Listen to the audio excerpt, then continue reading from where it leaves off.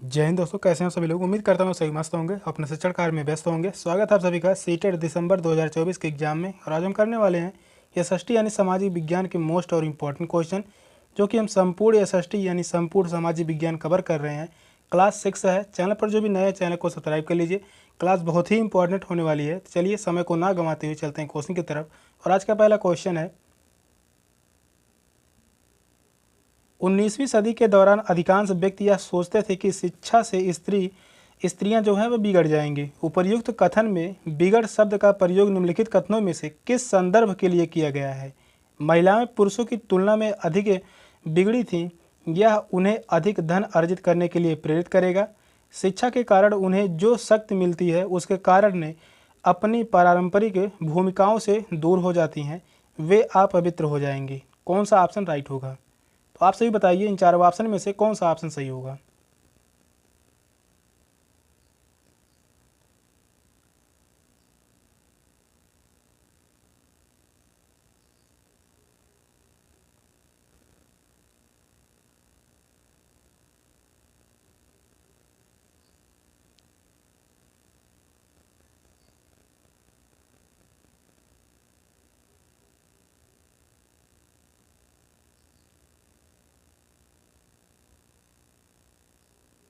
तो महिलाओं के लिए बिगड़ शब्द का प्रयोग जो किया गया था, वह शिक्षा के कारण उन्हें जो शक्ति मिलती है उसके कारण ने अपनी पारंपरिक भूमिकाओं से दूर हो जाती हैं। तो इस क्वेश्चन का राइट आंसर होगा ऑप्शन सी। थर्ड ऑप्शन जो है वह राइट है। नेक्स्ट क्वेश्चन है, निम्नलिखित में से क्या मौखिक इतिहास लिखने के लिए स्रोत सामग्री नहीं है? भारत छोड़ो आंदोलन में भाग लेने वाले व्यक्तियों का घटना वृत्तांत, एक ब्रिटिश सैनिक द्वारा सैन्य विद्रोह का मौखिक वर्णन, विभाजन के दौरान भारत से पाकिस्तान जाने वाले व्यक्ति की स्मृतियां, एक विद्वान जो शिक्षा की वर्तमान प्रणाली के बारे में चर्चा करता है। कौन सा ऑप्शन राइट होगा? बताइए सभी, इन चारों ऑप्शन में से कौन सा ऑप्शन सही होगा?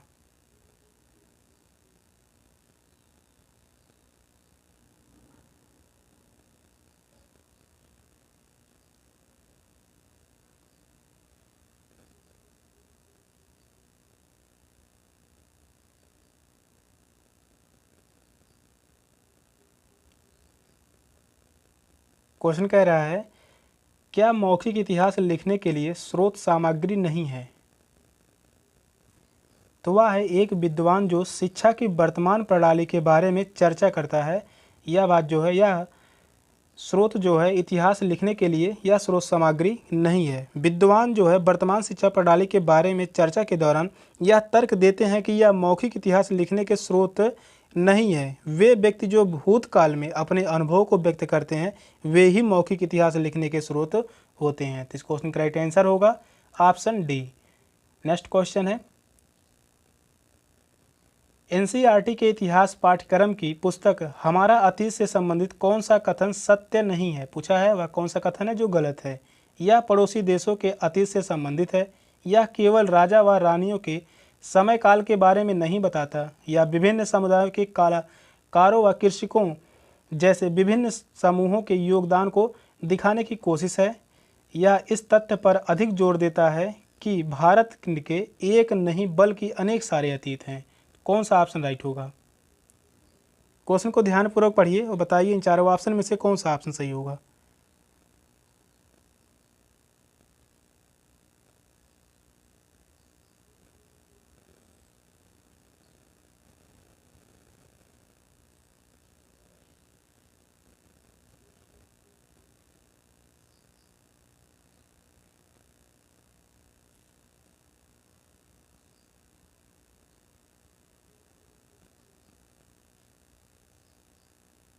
तो हमारा अतीत से संबंधित कौन सा कथन जो है वह गलत है? तो वह है फर्स्ट ऑप्शन। तो इस क्वेश्चन का राइट आंसर होगा ऑप्शन ए, यह पड़ोसी देशों के अतीत से संबंधित है। यह बात जो है यह गलत है। फर्स्ट ऑप्शन जो है वह गलत है। हमारा अतीत जो है वह भारत इतिहास के अलग अलग स्वरूपों पर जोर देता है, जैसे कृषकों, शिल्पकारों, उस समय के राजाओं, रानियों इत्यादि के योगदान को। तो इस क्वेश्चन का जो राइट आंसर होगा ऑप्शन ए, फर्स्ट ऑप्शन जो है यह गलत है, इसी कारण यह सही है। अगला क्वेश्चन है, कौन सा प्रश्न छात्रों में आलोचनात्मक चिंतन को विकसित नहीं करेगा? परिमितोत्तर प्रश्न, मुक्तोत्तर प्रश्न, अन्वेषणात्मक प्रश्न, अभिसारी प्रश्न। कौन सा ऑप्शन राइट होगा? बताइए सभी इन चारों ऑप्शन में से कौन सा ऑप्शन राइट होगा?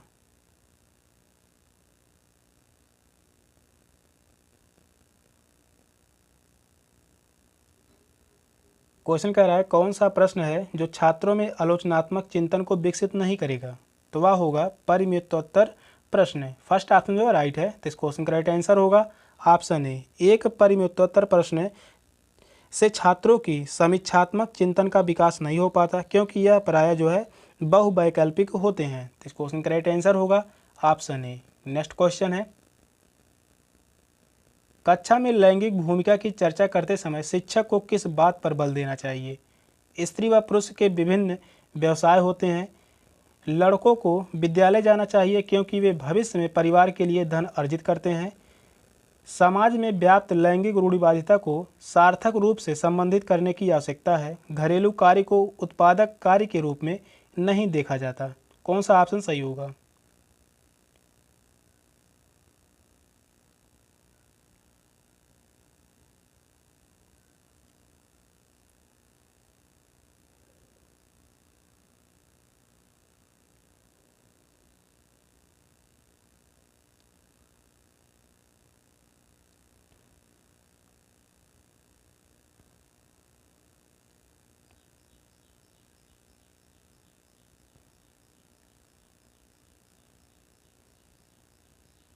कक्षा में लैंगिक भूमिका की चर्चा करते समय शिक्षक को किस बात पर बल देना चाहिए? तो समाज में व्याप्त लैंगिक रूढ़िवादिता को सार्थक रूप में संबंधित करने की आवश्यकता है। तो इस क्वेश्चन का राइट आंसर होगा ऑप्शन सी। महिला एवं पुरुषों की भूमिका में लैंगिक रूढ़िवादिता त्रुटिपूर्ण है, इसलिए एक शिक्षक को समाज में लैंगिक रूढ़िवाद को अर्थपूर्ण रूप से व्याख्यान करने एवं उस पर दृढ़तापूर्वक बने रहने की आवश्यकता है। तब कक्षा में लैंगिक भूमिका पर चर्चा की जा सकती है। तो इस क्वेश्चन का राइट आंसर होगा ऑप्शन सी। नेक्स्ट क्वेश्चन है,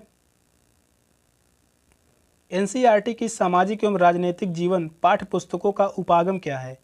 शिक्षार्थी द्वारा पूछे गए प्रश्न का सही उत्तर देना, पाठ की तथ्यात्मक विषय वस्तु पर शिक्षार्थी का ध्यान केंद्रित करना, एक अवधारणा का उपसंहार करने के लिए परिभाषाओं का प्रयोग करना, अवधारणाओं को स्पष्ट करने के लिए केस अध्ययन व कथाओं का प्रयोग करना। कौन सा ऑप्शन सही होगा?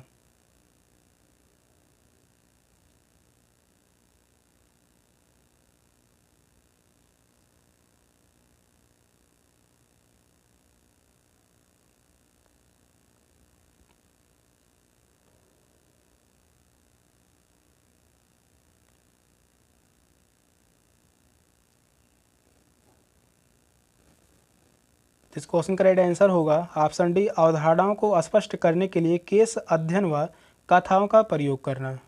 फोर्थ ऑप्शन जो है वह राइट है। एनसीईआरटी की पाठ्यपुस्तक सामाजिक एवं राजनीतिक जीवन का प्रयोग उस विषय के अध्ययन एवं सिद्धांतों की व्याख्यात्मक परिचर्चा को बताने में किया जाता है। तो इस क्वेश्चन का राइट आंसर होगा ऑप्शन डी। नेक्स्ट क्वेश्चन है, निम्नलिखित में से कौन सा प्रश्न छात्रों की आलोचनात्मक चिन्ह क्षमता को विकसित करने में सहायक है? सभी संक्रामक लिखित रोग जल जनित होते हैं, यह कथन सत्य है या असत्य? महिलाओं के काम पर पड़ने वाले दोहरे भार पर टिप्पणी कीजिए। प्रदूषण को नियंत्रित करने के लिए सरकार द्वारा अपनाए गए 2 उपायों को लिखिए। फोर्थ ऑप्शन है, भारतीय स्वास्थ्य व शिक्षा में सरकार की क्या भूमिका है? कौन सा ऑप्शन राइट होगा? बताइए सभी इन चारों ऑप्शन में से कौन सा ऑप्शन सही होगा?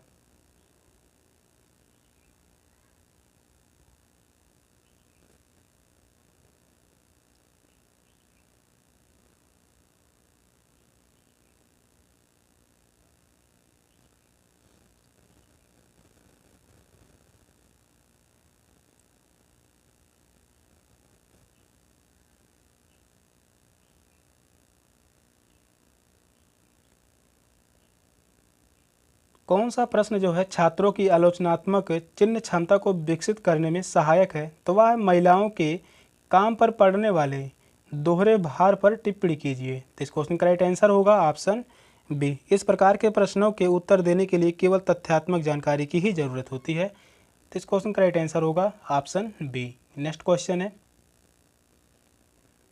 आप कक्षा 8वीं के छात्रों को विविधता में एकता का पाठ पढ़ा रहे हैं। विद्यार्थी को प्रभावी रूप में अवधारणा समझाने के लिए निम्नलिखित में से किस विधि का आप पालन करेंगे? भारतीय राज्यों के मध्य नदी जल विवादों पर एक निबंध लिखना, एक विद्यालय के निकट जल विद्युत परियोजना का मॉडल तैयार करना, पाठ को अच्छे से पढ़ाने के बाद परीक्षा लेना, भारत के विभिन्न नृत्यों में समानता असमानताओं को दर्शाते हुए एक फीचर तैयार करना। कौन सा ऑप्शन राइट होगा? क्वेश्चन को ध्यानपूर्वक पढ़िए और बताइए इन चारों ऑप्शन में से कौन सा ऑप्शन सही होगा।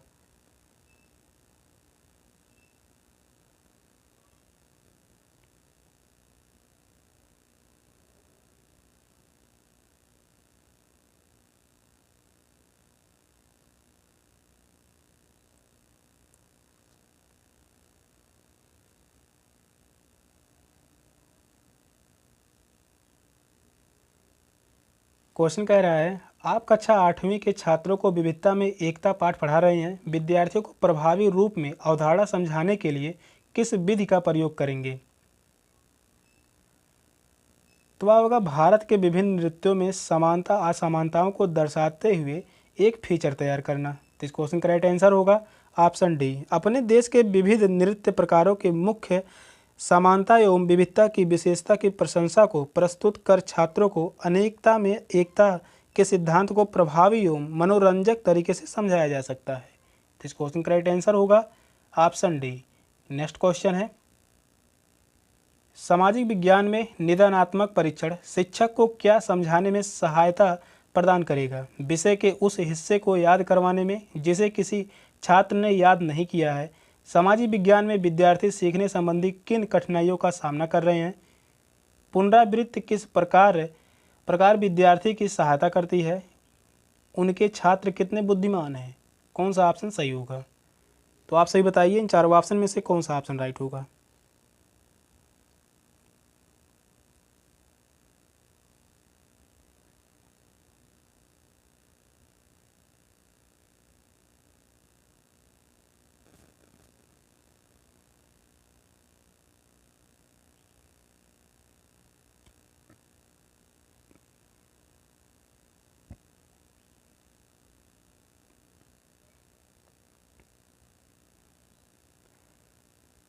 तो इस क्वेश्चन का राइट आंसर होगा ऑप्शन बी। सामाजिक विज्ञान में विद्यार्थी सीखने संबंधी किन कठिनाइयों का सामना कर रहे हैं, इस पर ही हम सहायता प्रदान करेंगे। निदानात्मक परीक्षण का मतलब ही होता है विशेष जांच परीक्षा का उद्देश्य किसी विशिष्ट विषय में छात्रों के सामान्य एवं कमजोरी का मूल्यांकन करना होता है। तो इस क्वेश्चन का राइट आंसर होगा ऑप्शन बी। नेक्स्ट क्वेश्चन है,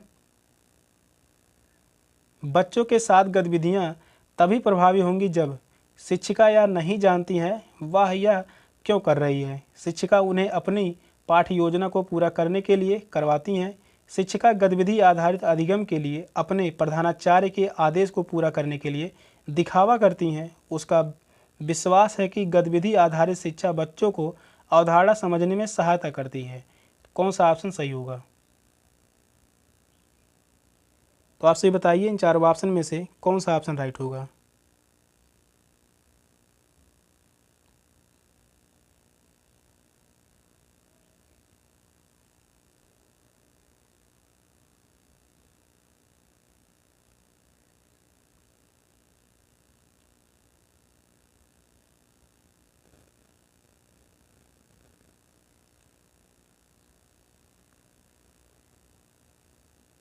बच्चों के साथ गतिविधियां तभी प्रभावी होंगी जब उसका विश्वास है कि गतिविधि आधारित शिक्षा बच्चों को अवधारणा समझाने में सहायता करती है। तो इस क्वेश्चन का राइट आंसर होगा ऑप्शन डी। फोर्थ ऑप्शन जो है वह राइट है। गतिविधि आधारित शिक्षा सक्रिय शिक्षण अधिगम कार्य है। इस प्रकार शिक्षक इस विधि द्वारा छात्रों को अधिक रुचिकर ढंग से पढ़ा सकते हैं। तो इस क्वेश्चन का राइट आंसर होगा ऑप्शन डी। फोर्थ ऑप्शन जो है वह राइट है। अगला क्वेश्चन है, निम्नलिखित में से कौन सा सामाजिक विज्ञान अनुदेशात्मक प्रक्रिया का हिस्सा नहीं है? पूछा है अनुदेशात्मक प्रक्रिया का हिस्सा नहीं है। योजना, तथ्यों का श्रुतलेख, प्रतिपुष्टि तंत्र, क्रियान्वयन। कौन सा ऑप्शन राइट होगा? बताइए आप सभी इन चारों ऑप्शन में से कौन सा ऑप्शन राइट होगा।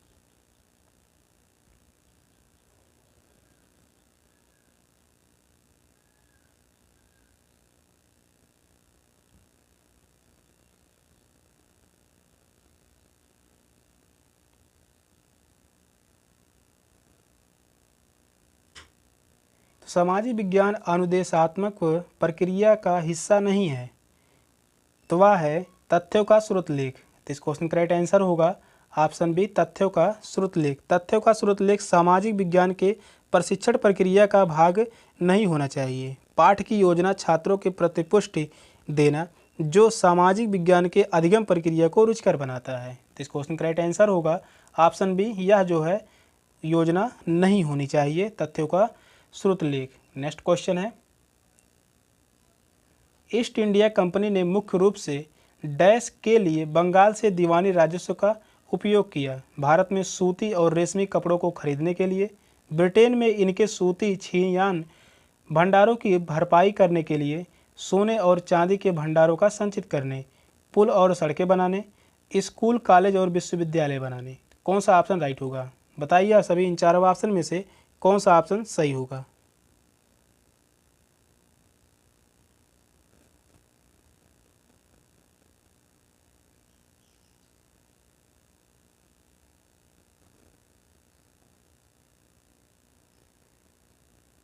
तो इस क्वेश्चन का राइट आंसर होगा ऑप्शन है, भारत में सूती और रेशमी कपड़ों को खरीदने के लिए बंगाल से दीवानी राजस्व का उपयोग किया गया था।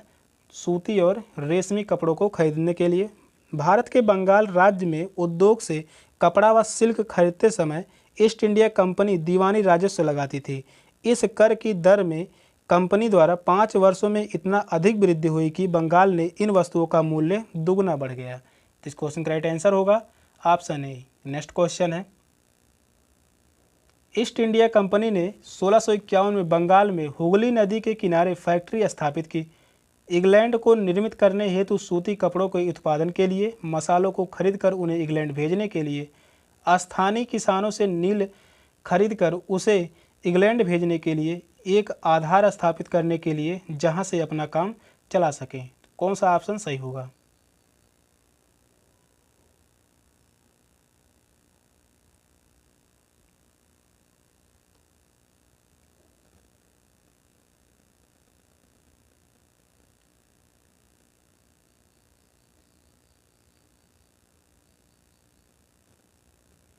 तो ईस्ट इंडिया कंपनी ने 1651 में बंगाल में हुगली नदी के किनारे फैक्ट्री स्थापित की, एक आधार स्थापित करने के लिए जहां से अपना काम चला सकें। तो इस क्वेश्चन का राइट आंसर होगा option D. East India company ने 1651 में बंगाल में हुगली नदी के तट पर एक फैक्ट्री स्थापित की थी जहां से कंपनी अपना कामकाज चलाती थी। यह फैक्ट्री वास्तव में एक वेयर हाउस था जहां निर्यात के लिए खरीदे गए माल को रखा जाता था।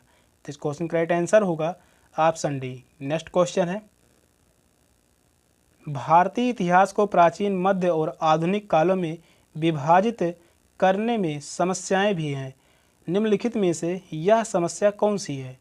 यह संकल्पना पश्चिम से ली गई है जहां आधुनिक काल विज्ञान, तर्कड़ा, लोकतंत्र, स्वतंत्रता और समानता से संबंधित है। भारतीय इतिहास में प्राचीन काल और मध्यकाल तथा मध्य और आधुनिक काल में अंतर की स्पष्ट रेखाएं प्रतीत होती हैं। त्रिविभाजन भारतीय राज्यों की क्रमिक प्रगति को दर्शाता है। 3 काल भारतीय इतिहास को वर्णित करने के लिए अपर्याप्त है। कौन सा ऑप्शन सही होगा?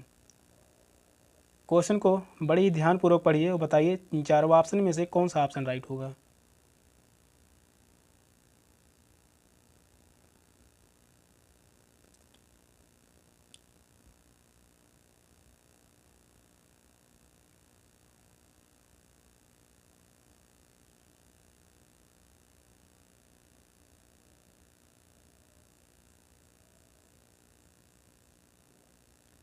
तो इस क्वेश्चन का राइट आंसर होगा ऑप्शन ए। यह संकल्पना पश्चिम से ली गई है जहां आधुनिक काल विज्ञान, तर्कड़ा, लोकतंत्र, स्वतंत्रता और समानता से संबंधित है।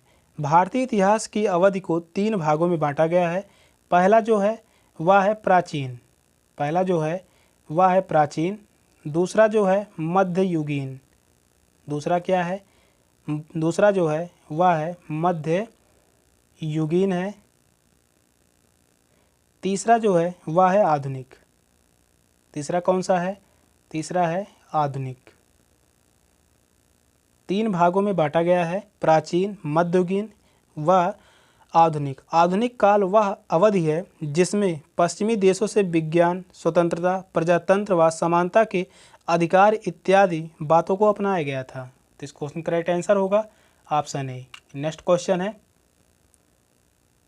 निम्नलिखित में से कौन सी 9वीं शताब्दी के मंदिर स्थापत्य कला का हिस्सा था? यज्ञ वेदी, पवित्र मंत्रों का उच्चारण करने की जगह, हवन कुंड, वर्ग पिरामिडकार कुंड जिसमें अग्नि प्रज्वलित की जाती थी, सजावटी द्वार यानी द्वार, रंगशाला, नृत्य प्रस्तुत करने की जगह। कौन सा ऑप्शन राइट होगा? बताइए सभी इन चारों ऑप्शन में से कौन सा ऑप्शन राइट होगा?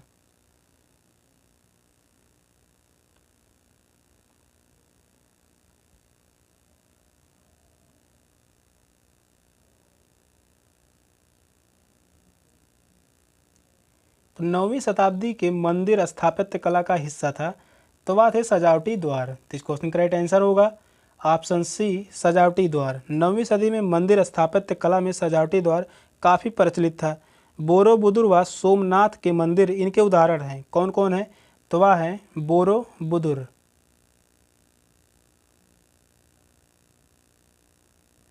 बोरोबुदुर व सोमनाथ।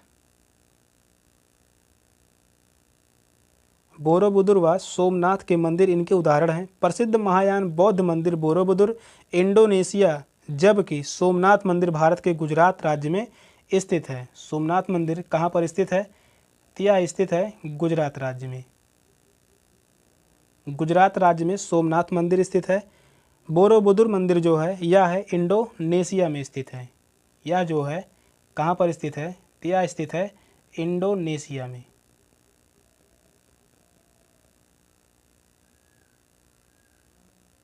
इंडोनेशिया में यह स्थित है। तो इस क्वेश्चन का जो राइट आंसर होगा ऑप्शन सी। सेशन का लास्ट क्वेश्चन था। क्वेश्चन कैसे लगे कमेंट में जरूर बताइएगा। चैनल पर नए हैं तो चैनल को सब्सक्राइब कर लीजिए। मिलते हैं फिर एक अगली क्लास में, तब तक के लिए बाय बाय, टेक केयर, जय हिंद।